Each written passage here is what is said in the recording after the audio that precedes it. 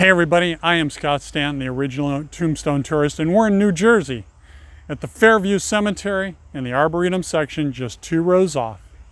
And if you're a fan of true crime, then you know who the List family is.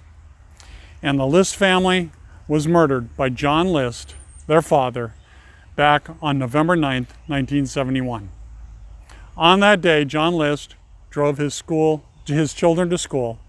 He came home, shot his wife as she was having a cup of coffee, went upstairs, shot his mother. Then he went downstairs, cleaned up, went to the bank, withdrew all the money in his mom's account, which some say is close to $200,000. He didn't withdraw any out of his account because he was broke, he was unemployed, he was desperate, and he needed to lose his family. Then he went and picked up his 2 kids, and as Patty walked through the door, he shot her in the back of the head, and his young son, Frederick, shot him once.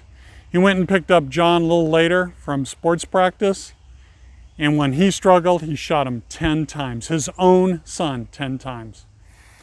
He dragged him into the ballroom, set the temperature to 50 degrees, he put on classical music, spent the night there. Next day, he took off in a car, dropped it off at the airport, and was not seen for 18 years. Completely and totally premeditated. He had planned everything for 2 months before he pulled the trigger, metaphorically speaking. Now, how was he caught? Well, if you were one of the 22 million people that saw America's Most Wanted, where they showed a bust of what John possibly looked like aged some 30 years later, he was caught a couple weeks later, I believe, and he looked exactly like that. Neighbors called in, people he worked with called in, everybody called in. He was married, and he even watched that show with his new wife, and she didn't even put it together that it looked exactly like him. But he was convicted of murder, he was sentenced to life, and I believe he lived about another 8-10 years or so before he passed away of pneumonia. And today his family is buried here. John, they say it's not known where he's buried, but actually I know he's in one of 2 places, and we will feature that in another episode.